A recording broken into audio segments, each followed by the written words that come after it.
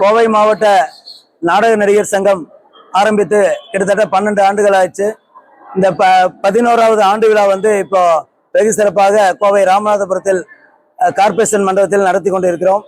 இதுல பாத்தீங்கன்னா தமிழ்நாடு சார்பாகவும் கோவை மாவட்ட நடிகர் சங்கம் சார்பாகவும் இங்க பெரும் ஒரு கலைஞர் விழா, ஐம்பெரும் விழாவா இங்க நடத்திட்டு இருக்கோம்.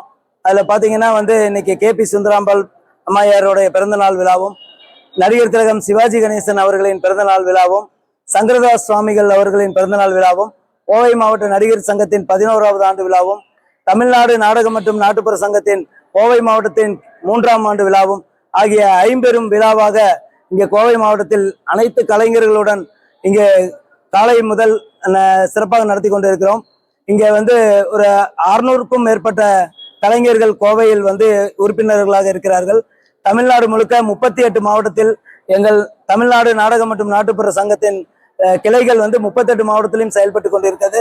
அதன் கிளை மாவட்டமாக கோவையில் 600க்கும் மேற்பட்ட கலைஞர்கள், அதாவது கவர்மெண்ட் அங்கீகரிக்கப்பட்ட 110 கலைகள் இருக்கிற அந்த கலைஞர்களை வைத்து இங்க அவங்களுக்கு வாழ்வாதாரமாக இந்த நடிகர் சங்கம் நாட்டுப்புற சங்கம் செயல்பட்டு கொண்டிருக்கிறது.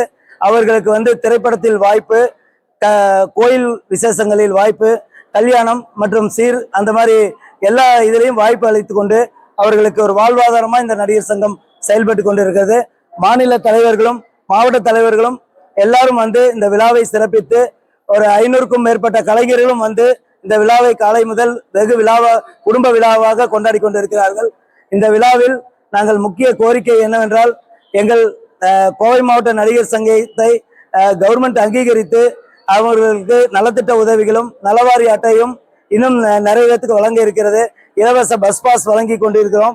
அதுபோக தமிழ்நாடு நாடகம் மற்றும் நாட்டுப்புற சங்கம் சார்பாக கொடுமுடியில் KP சுந்தராம்பாள் அம்மையாருக்கு ஒரு சிலை நிறுவ உள்ளோம். அதற்கும்